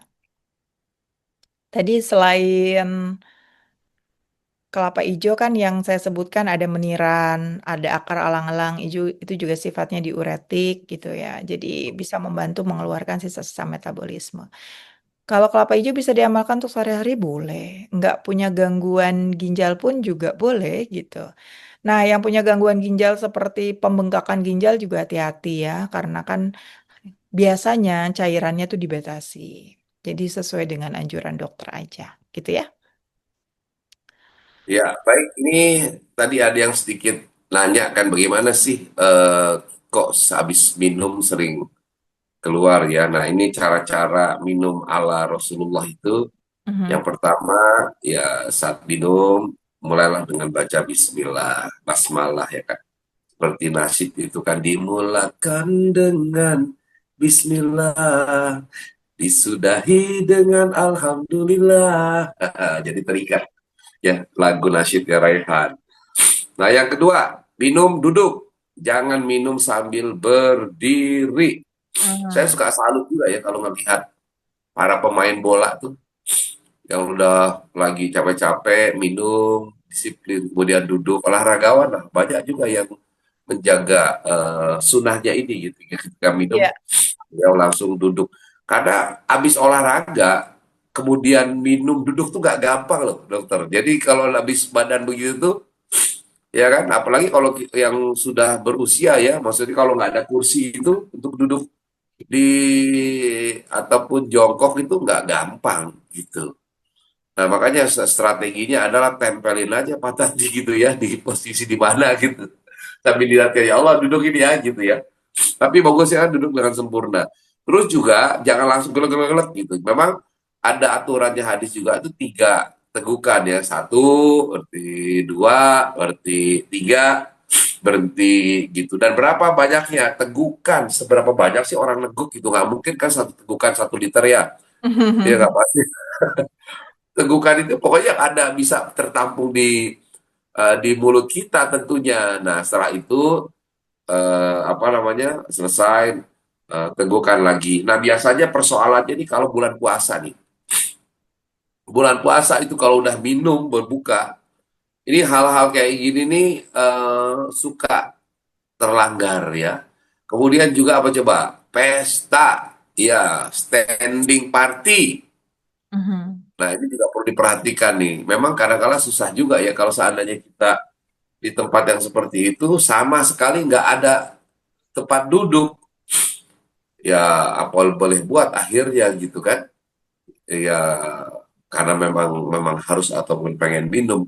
Nah, makanya ini juga ya perhatian buat teman-teman semua. Saya juga salut juga tuh ketika ada acara-acara pernikahan misalkan menyediakan walaupun tidak semuanya bisa duduk tapi tetap menyediakan tempat duduk dan juga bagi yang duduk nih nah ini juga nih ya tips ketika dalam acara resepsi mohon maaf nih karena tempat duduk terbatas jadi kalau bisa ya yang santai ngobrol jangan di tempat duduk itu karena berikan kesempatan tempat duduknya buat yang makan atau yang minum ini keasikan gitu yang duduk itu betah banget gitu ya nah ini juga sensitivitas kita sebenarnya kita kan melihat nih orang padat lah kita asik banget gitu diam aja di situ. Nah, saya pikir kita juga perlu apa aware ya dengan lingkungan yang sekitar. Jadi perhatian kita tuh sensitivitas kita harus kita pertajam. Dan dokter ini sedikit mungkin agak keluar konteks, tapi saya melihat kondisi di mana kepekaan itu sekarang ini mulai agak berkurang. Contoh ya, Betul. saya itu kan suka ngajak anak saya nonton nih, nonton duduk nih. Nah, tiba-tiba ada yang udah baru datang, ya anak-anak tiba-tiba main lewat ya di depan gitu di depan kita nih di baris itu dan gak cuma anaknya ternyata emak bapaknya begitu juga nggak ada kata permisinya gitu terus saya bilang sama anak saya sebelah langsung saya bilang bang kalau abang tidak sama ayah nonton kayak begini apapun nggak nonton nggak hanya nonton atau lewat di depan orang tolong ucapkan kata maaf permisi excuse me nah ini yang Punten gitu ya. Minimal udah tuh gitu punten gitu. nginjek kaki saya lagi nggak berasa juga dia Allahu nginjek. Akbar. Saya bilang ini gimana ya maksudnya kok betul mungkin orang gini loh seringkali kan menyalahkan anak-anak Gen Z nih anak Gen Z itu kurang peka anak Gen Z itu cuek anak Gen Z nggak peduli jangan-jangan karena orang tuanya kali yang ngajarin juga Nah, begitu iya. Nggak diajarin. iya lewat ya kayak gitu dianggap nggak penting gitu ya kan karena mungkin dulu kita merasa sudah melakukan dan merasa ini kayak biasa hal biasa aja menurut kita biasa padahal yang kayak gitu tuh penting makanya kemarin sedikit kan bicara soal pesantren yang jalannya membungkuk ini sebenarnya latihan latihan untuk apa latihan untuk menekan ego kita ya Nggak harus kemudian setiap kali kita ketemu orang tua nanti kita itu jalan sampai apa ngesot istilahnya ya. Nah, tapi itu adalah sebuah latihan ya, dan bukan juga membentuk mental tertindas, enggak juga. Karena banyak di antara orang yang pesantren ya, kalau dokter saya salut. Waktu itu kemarin saya ke Jogja kan, ada seorang kiai. Dia bilang saya punya anak 4, Mas Agus. 2 itu sekolah di apa UIN, 2 lagi di UGM. Yang di UGM 1 itu ngambil kedokteran di Amerika, lupa saya. Lulusan termuda dan terbaik Masya Allah. kedokteran. Nah, kemudian dia bilang, sini Mas Agus, saya kenalin. Dia sama anak saya, udah berkeluarga kan. Dipanggil lah anaknya itu. Itu sederhana banget gitu. Dan ke depan bapaknya itu masih, "Nggih, Pak," gitu. Dia bilang apa? Nih, coba. Ini jebolan Amerika ya, Mas Agus ya. Coba lihat. Tetap santri kan.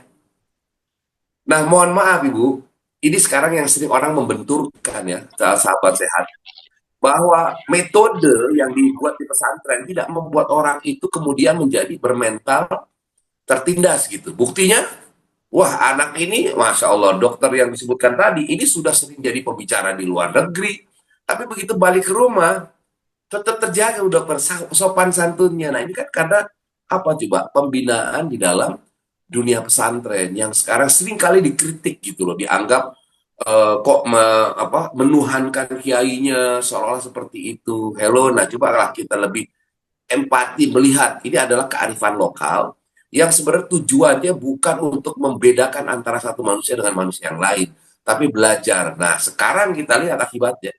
Ketika kita bilang ini adalah mental feodal, ya walaupun definisi feodal perlu kita bahas lagi, ya akhirnya apa? Kita melihat anak-anak yang seolah-olah kelihatan paham agama, tapi justru etikanya kurang tadi gitu loh.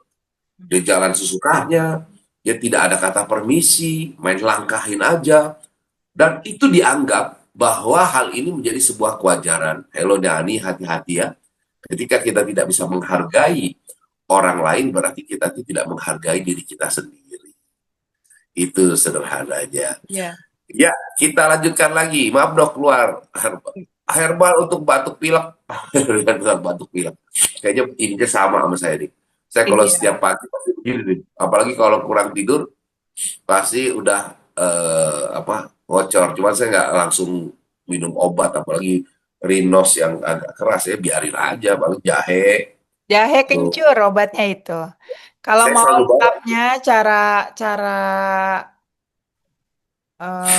apa namanya cara bikinnya itu saya ada di postingan Instagram ramuan saat musim hujan. Nah, di situ Nah, ya bisa dicek cara-caranya biar detail dan takaran-takarannya ada di sana. Oke? kalau saya langsung gigit aja itu dokter. Langsung gigit, langsung kunyah juga boleh. Nah, Itu ini cuma rahasia itu apa perlu banget. dicuci nggak ya? Karena saya pikir gini, kalau kencur itu jahe, saya potong-potong kecil-kecil dulu, kemudian saya cuci, saya taruh di tempat, itu dia suka jadi kayak berjamur gitu. Iya, Makanya kalau saya lebih suka beli di tempat yang sudah bersih, karena ada tuh supermarket yang dia sudah dibersihkan dulu dan sudah kering. Nah, kalau yang kayak begini saya nggak pakai bersihin lagi, langsung aja saya gigit. itu lebih cespleng, Ustaz. Oh bener ya? Tapi saya pilih nggak dibeli yang masih ada tanah-tanahnya gitu loh. Yang memang Ah, di tempat apa ya swalayan yang memang sudah tahu lah teman-teman pasti loh di dalam ya press swalayan market lah ya, press market yang yang sudah semacam bersih itu. gitu Mm-mm. ya, kayak Rasmat kan ada lagi itu apa yang apa kok lupa saya namanya, yang supermarket besar juga ala Indonesia sering ada di mall tuh ya. Ya. Nah, baik. Oh ya, tadi lupa saya dokter satu lagi ya, untuk cara minum setelah 3 teguk dan jangan bernafas saat di gelas. Hmm. Gitu. Ya, bernapas di gelas itu biasanya orang kenapa bernafas salah satunya karena minum sambil ngobrol dia. Jadi kalau minum dulu, selesaikan, baru setelah itu boleh ngobrol. Jangan sambil ngobrol sambil minum terus begitu sambil ngomong-ngomong ya pasti akan napas itu. Ya. Kenapa tidak boleh begitu? Nah, kalau ini adalah memang Rasulullah yang mengajarkan. Nah, namun secara kedokteran, ketika kita bernapas, kita kan mengeluarkan bakteri. Mm-mm.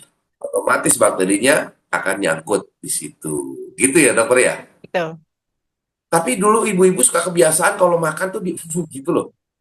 Baru disuapin ke anaknya. Bahaya juga itu, bisa terkontaminasi infeksi. Tapi memang dokter ya, pengobatan terakhir saya ingat dulu. Saya pernah jatuh nih, saya masih ingat sampai sekarang loh. Jatuh benjol kan, benjol nih. Sama nenek saya apa jadi rambut ya, rambut gini nih, rambutnya Eh, diuel-uel, ha ha gitu, tempelin. Saya nggak tahu Jampi-jampinya itu. dokter yang pernah ngalamin gitu nggak ya? Iya, iya, Kalau saya iya. sih pernah campur ini, campur bawang. Jadi minyak bawang merah, begitu, ha gini, terus Saya juga di terapin juga loh ke anak-anak saya waktu kecil. Jadinya oh gitu. buat Ternyata menumbuhkan turun-temurun juga ya. sugesti gitu loh, sugesti kayak udah sembuh gitu. Jadi disembur, Bismillah, wah sembuh gitu. Jadi ya benar loh, itu kehebatan yang disebut pengobatan ala timur ya, bahwa ada hal-hal yang secara sugesti mungkin ini penting loh, yang namanya afirmasi ya, sugesti itu yang membuat orang itu akan mampu untuk bertahan. Ya Hmm, ketika dia memberi sugesti untuk bisa melakukan sesuatu, maka insya Allah dia bisa. ya. Tapi kalau orang nggak punya sugesti, ya dia sudah kalah duluan sebenarnya. Mm-mm. Mentalnya itu udah lemah. Nah, kalau anak-anak sekarang kan begini bilangnya, semesta mendukung. Nah, Ya. ketika sugesti muncul, maka akan muncul semestaku gitu. Kalau Mm-mm. nggak ada sugesti, semesta ini seolah-olah dia tidak bereaksi apa-apa. Dan itu memang benar. Kalau kita melihat hukum kekekalan energi, ya di fisika itu, energi itu nggak hilang. Kita Mhm. ngomong nih, ini nggak hilang nih. Makanya kenapa kalau saya sih logikanya sederhana. Di akhirat nanti, semua ini kan kata-kata ataupun perbuatan kita terekam. Sebenarnya kalau melihat hukum kekekalan energi, ya begitu tadi logikanya. Dia itu nggak hilang energinya. Jadi kayak terekam di dunia yang besar ini nih, ini ada semacam kalau rekaman kan magnetik gitu ya, yang Mm. nempel gitu loh, terhadap apa yang kita bicarakan, segala sesuatu itu. Nah dari situlah kemudian rekaman-rekaman ini bisa diputar lagi. Itu kalau mau dilihat secara apa teknologi ya, artinya teknologi inilah yang tercanggih ya, nanti ya Allah akan sampaikan. Saya nggak kebayang tuh kalau kita nonton satu orang satu untuk kehidupan prosesnya seumur itu berapa lama kita nanti di padang mahsyar kalau diputerin begitu. Makanya ya Allah ya, makanya waktu antara sekarang sama di sana, ya inilah waktunya berbeda, tidak dengan ini. Oke, kita Kalau lanjutkan. dalam jamu juga itu ada Ya, filosofinya kan Ustadz, jampilan ya. usodo. Jadi kita tidak hanya karena obat yang kita minum atau ramuan yang kita minum, tapi karena doa. Masya Allah. Ya betul, Jampilan betul. usodo. Iya, makanya ketika Jadi kita doa minum itu herbal, berinteraksi doanya dengan dulu diutamakan, baru minumnya ikhtiarnya. Karena memang Masya Allah. filosofinya seperti itu. Ini yang luar biasa ya, dari pemahaman pengobatan secara walaupun tetap bahwa logika kedokteran itu tetap dijalankan, tapi minimal dengan doa itu akan beda. Jadi mungkin kalau ketika ada penyembuhan ya, dokter Yanti atau dokter yang lain ketika akan menyuntik, ini deh, ini ya dokter suntik dulu, Bismillahirrahmanirrahim. Nah kayaknya itu berbeda pasti dengan orang main suntik saja gitu. Ya ada kekuatan di luar itu. Ya Iya. memang betul Pak, ini dengan Mam Rangga, sepertinya era 80-an yang mengalami hal seperti ini. Benar sih, makanya kita sebenarnya nostalgia ini bukan cuma sekedar nostalgia, mental juga perlu. Makanya dulu sekarang kan jadi masalah tuh dokter. Iya. Anak sekarang kan, makanya seringkali di sekolah itu ketika ada guru yang marah, sampai gurunya dilaporin. Maka seringkali kalau saya melihat anekdot itu ya, di mana lah di sosial media, Kamu ini baru dimarahin aja, digituin aja udah cengeng ngadu ke orang tua. Kita dulu biasa yang namanya apusan itu terbang kena kepala, beletak gitu kan.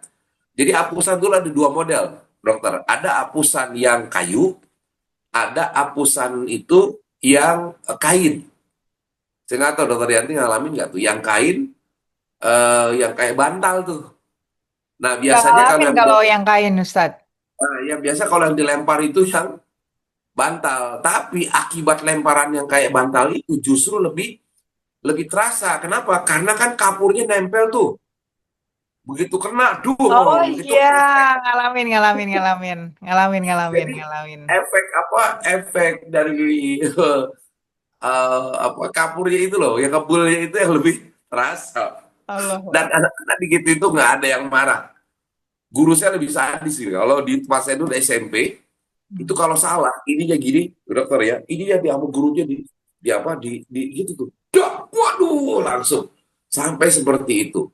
Kalau Dipukul sekarang pakai. gurunya udah dilaporin itu pasti. Nah, itu dia makanya. Kalau dulu berani lapor digamparin lagi sama orang tuanya. Iya. Lapor gitu, Pak, saya tadi disabet. Yang mana disabet? Ini nih, tambahin lagi. Nah, saya nggak tahu ya, maksudnya ini adalah sebuah perubahan budaya. Memang mungkin anak sekarang dengan anak zaman 80 itu mentalnya agak beda. Ya Mhm. wajar lah, karena sekarang banyak main di dalam. Dulu kita tuh kalau udah keluar, orang tua susah nyuruh pulang. Kalau Iya, sekarang anak-anak di kamar, susah nyuruh keluarnya. iya beda sekali ya Ustadz. Itu setelah ada gadget kayaknya Ustadz. Iya, dulu boro-boro anak-anak kan ibunya sampai keluar teriak-teriak, mana nih bocah nggak balik-balik gitu. Kalau sekarang disuruh keluar males dia. Oke, kita kembali lagi ya. Ini ada pertanyaan lagi, dokter. Semoga resep herbal dan holistik yang disampaikan dokter itu bukan sekedar sebagai tambahan ilmu, tapi bisa dipraktekkan resepnya. Baik, terima kasih. Ini kalau tadi sekarang dilaporin ke polisi. Ya, ada lagi barangkali. Oh iya, satu lagi, dokter. Ini Iya. kalau terkena penyakit kulit, ada nggak kaitannya dengan kemampuan barangkali kalau suami istri itu seksnya yang menurun? Atau kedua, nah kalau terkena misalkan bakteri tadi yang tersampaikan, apakah menular gitu ketika berhubungan antara suami istri? Apakah sama itu dengan penyakit kelamin gitu? Apakah memang itu juga merupakan bagian yang bisa disebutkan bisa menyebabkan penyakit kelamin? Gimana nih? Jadi selagi pasangannya tidak berganti-ganti, ya resiko terkena penyakit kelamin itu kecil. Hanya ini perbedaannya infeksi yang karena infeksi saluran kemih biasa dengan infeksi kelamin, bedanya kalau infeksi saluran kemih biasa itu biasa disebabkan oleh bakteri-bakteri atau virus yang common dan mudah disembuhkan gitu ya. Dan itu juga bisa memicu terjadinya penularan apabila pasangannya apa namanya berbeda-beda gitu. Selagi masih kita memiliki pasangan yang sama, jadi penularannya juga tidak kemana-mana. Jadi kalau misalkan mau kita telusuri untuk diobati itu mudah. Asal Hmm, mulanya itu sih sebetulnya Ustadz. Dari infeksi saluran kencing yang tidak bisa berakibat jadi infeksi saluran kelamin. Jadi infeksi saluran kelamin dulu nih Ustadz. Lalu berlalu ke infeksi saluran kencing karena organnya berdekatan ya. gitu. Kemudian ini untuk Bu Irnanya, jadi solusi pengobatan sistisnya gimana? Ya tetap Bu, untuk pengobatan sistis itu tadi yang saya rekomendasikan, tapi harus lebih berhati-hati maksudnya dalam penggunaannya. Karena kan case-nya itu ada sindrom Sjögren ya. Nah, kalau secara yang lain sebetulnya tidak ada kontraindikasi untuk penggunaannya. Sejauh ini ya yang saya ketahui dari penelitian-penelitian tidak ada sampai itu akan bereaksi terhadap tumor dan sebagainya tidak. Tapi hanya perlu hati-hati karena case-nya banyak ya. Penyakit yang deritanya banyak, tetapi secara umum herbal-herbal tersebut aman digunakan.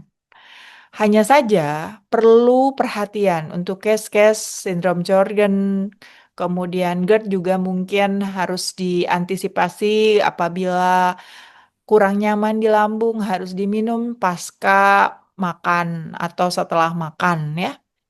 Dan kalau misalkan ada reaksi sekali minum terus rasa tidak nyaman, ya tentu itu jadi evaluasi ya.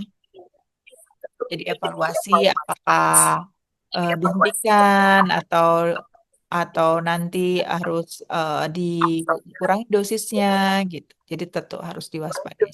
Gitu. Ya Allah.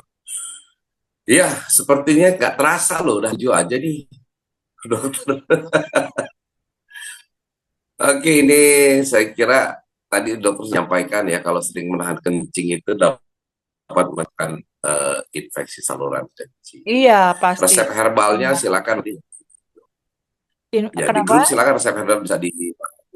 Iya. Jadi Baik, dokter. untuk iya, nanti materinya akan saya save di folder materi. Linknya itu ada di deskripsi grup ya, deskripsi grup kajian sehat. Jadi silakan sahabat sehat bisa ngeklik di deskripsi grup, nanti saya update di sana ya. Kajian sehat.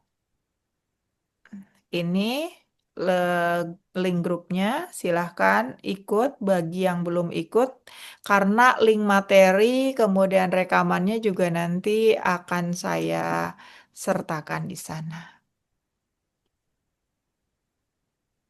Oke.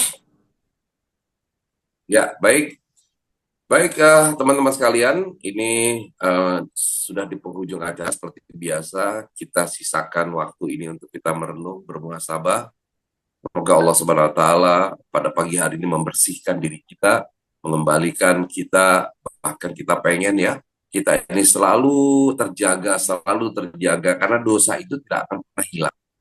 Kulu bani Adam khoto wa khairu khoto at-tawwabun. Setiap anak Adam itu pasti berdosa. Jadi nggak ada orang yang bilang, mohon maaf, saya ini nggak berdosa. Mohon maaf, dosa saya sedikit. Justru dengan ngomong kayak begitu, itu adalah bagian dari dosa yang kita lakukan. Karena pada dasarnya manusia tidak akan lepas dari kesalahan. Hanya orang sombong saja yang merasa dirinya tidak pernah salah. Justru lebih baik kita merasa banyak dosa ketimbang kita merasa banyak pahala. Ketika kita merasa banyak berdosa, otomatis kita butuh Allah yang akan mengampuni dosa-dosa kita. Ketika kita merasa banyak pahalanya, bisa jadi yang muncul adalah kesombongan. Nah, jangan keluar dulu, yuk sama-sama kita berdoa, karena ini adalah bagian dari ikhtiar kita untuk menyempurnakan kajian kita pada kesempatan pagi hari ini. Semoga Allah Subhanahu wa taala memberikan keberkahan buat kita semua. Mari sama-sama kita awali dengan istighfar. Astagfirullah Rabbal baraya. Astagfirullah minal khoya. Lebih sadu lagi. Astagfirullah Rabbal baraya. Astagfirullah minal khotoya. Sekali lagi yuk, lebih sadu lagi. Astagfirullah Rabbal baraya. Astagfirullah minal khotoya. Astagfirullahaladzim. Ya Allah, pada kesempatan pagi hari ini, hamba ingin memanjatkan doa. Seraya hamba memohon ampun atas dosa dan kesalahan yang sering diri ini lakukan. Terkadang dosa dan kesalahan ini kami ulang-ulang dan terus berulang. Dan ketika itu pun kami selalu ingin memohon ampun kepada Engkau. Bahkan diri ini terkadang merasa malu. Ya Allah, kenapa ketika diri ini ampun, tetapi seringkali juga mengulanginya? Pada suatu ketika, di dalam kisah disampaikan, ketika ada orang yang seringkali mengulang kesalahannya, seorang yang bijak menyampaikan, biarkanlah terjadi seperti itu. Sampai kapan? sampai engkau malu melakukannya. Al-haya'u minad din. Ketika malu melakukan kesalahan ini ada di dalam diri kita, maka malu inilah yang akan membangun kita untuk selalu berbuat yang baik dan menjaga agar diri ini tidak jatuh di dalam kesalahan yang sama. Ya Allah, munculkanlah rasa malu untuk berbuat dosa. Munculkanlah rasa malu pada diri ini agar tidak bermaksiat, ya Allah. Munculkan pula rasa malu pada diri ini agar tidak zalim, ya Allah. Munculkan pula rasa malu pada diri ini agar tidak bermaksiat dalam kesendirian, ya Allah. Munculkan pula rasa malu di dalam diri ini agar tidak menyusahkan orang lain, melakukan korupsi, merugikan orang-orang lain, ya Allah. Malu diri ini, ya Allah. Kuatkan rasa malu ini sehingga rasa malu ini menjadi benteng yang kuat untuk menahan diri agar bisa menghindari dosa dan kesalahan. Walaupun diri ini sadar bahwa manusia tidak mungkin lari dari kesalahan dan dosanya. Hanya orang sombong saja, ya Allah, yang merasa dirinya bersih. Jadikanlah kami ini insan-insan yang berhijrah, yang ingin kembali kepadamu, yang takut akan kesombongan ibadahnya. Kalaupun kami ini adalah ahli maksiat, ya Allah, jadikan kami ini ahli maksiat yang berani untuk bertobat. Semoga Engkau lindungi diri ini dari hal-hal yang bisa merugikan dunia dan akhirat. Rabbana zalamna anfusana wa illam taghfir lana wa tarhamna lanakunanna minal khasirin. Rabbana atina fid dunya hasanah wa fil akhirati hasanah wa qina adzabannar. Subhana rabbika rabbil izzati amma yasifun. Salamun alal mursalin. Walhamdulillahi rabbil alamin. Baik, terima kasih semuanya. Mari kita tutup dengan hamdalah. Alhamdulillahi rabbil alamin dan doa kafaratul majelis. Subhanakallahumma wa bihamdika asyhadu an la ilaha illa anta astaghfiruka wa atubu ilaik. Wallahu muwaffiq ila aqwamit thoriq wa billahi taufiq wal hidayah. Assalamualaikum warahmatullahi wabarakatuh.